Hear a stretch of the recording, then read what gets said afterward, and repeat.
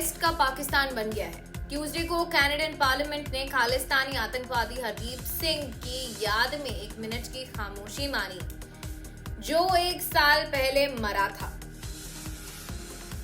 हरदीप सिंह, जो Khalistan tiger force का leader था, कुसुरे ब्रिटिश कोलंबिया में एक गुरुद्वारा के बाहर गोली मार दी गई थी 18 जून 2023 को, जब निजार को एक आतंकवादी तस्लीम करने की बजाय ओटावा ने इंडिया के साथ अपने रिश्ते बिगाड़ दिए हैं। ये दावा करते हुए कि इंडियन गवर्नमेंट ने एक कैनेडियन नागरिक का कैनेडियन जमीन पर कत्ल किया है बिना कोई सबूत दिए।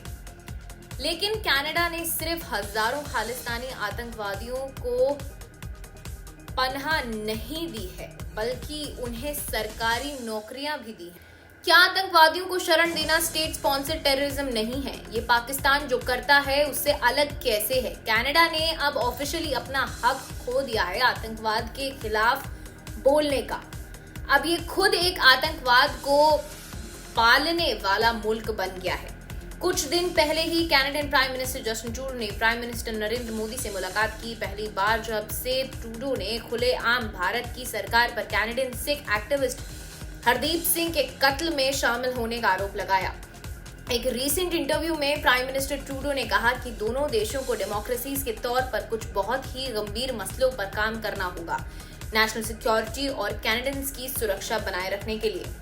वो कैनेडियंस और उन्हें कौन हैं जिनके बारे में वो बात कर रहे हैं? खालिस्तानी आतंकवादी। आतंकवाद से लड़ने के बजाय वो ऐसे लोगों को घर दे रहे हैं जो पूरी तरह से इसमें उलझे हुए हैं। प्राइम मिनिस्टर क्यों इन आतंकवादियों को इग्नोर करते हैं जो उनके बिल्कुल पास हैं? क्या क्योंकि वो उन्हें वोट देते हैं इसीलिए? कैसे कनाडा पाकिस्तान के बराबर हो गया है? कई मिलिटेंट ग्रुप्स को पाकिस्तान से समर्थन मिला है। लश्कर-ए-तैयबा LET, जो लेट 1980s में बनी थी, ने भारत में कई हमले किए हैं, जैसे 2008 मुंबई अटैक्स, जो पाकिस्तान की इंटर सर्विस इंटेलिजेंस ISI से जुड़े हुए हैं। जैश-ए-मोहम्मद JEM, एक और ग्रुप जो जम्मू और कश्मीर में एक्टिव है, को भी कई हाई प्रोफाइल अटैक्स जैसे 2016 पठानकोट अटैक और 2019 पुलवामा अटैक में शामिल पाया गया है।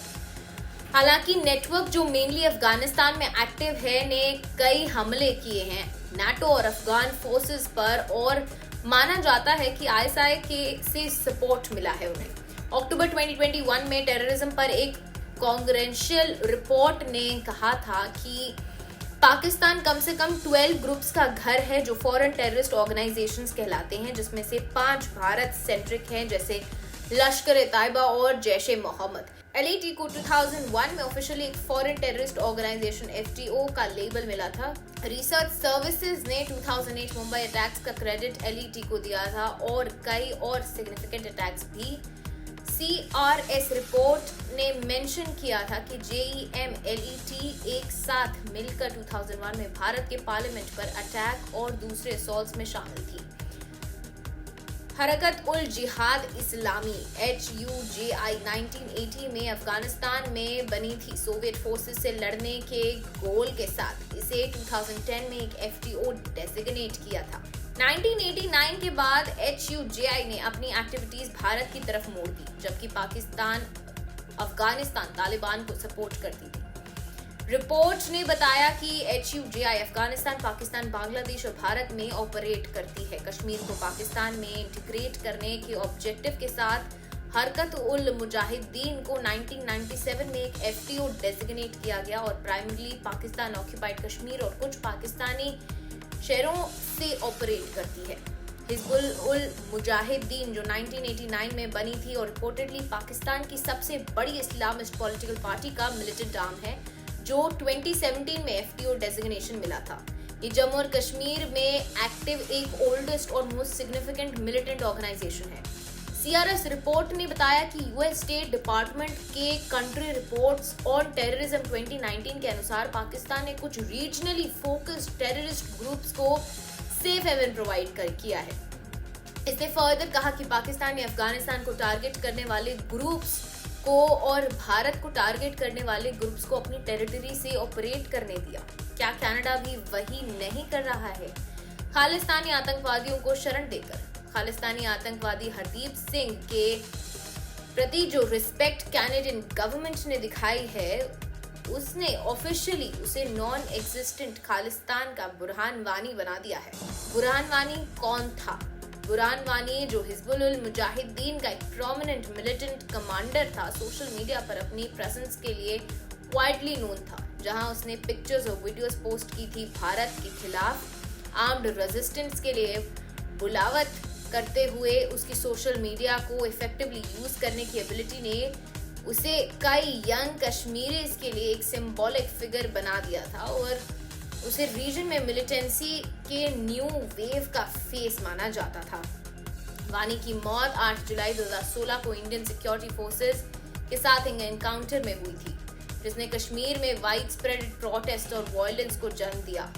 उसकी किलिंग के बाद वाइड स्प्रेडेड अनरेस्ट देखा गया, जिसमें प्रोटेस्ट और सिक्योरिटी फोर्सेस के बीच कई क्लैशेस हुए, जिसके नतीजे में सिग्निफिकेंट कैजुअलिटीज और इंजरीज हुई।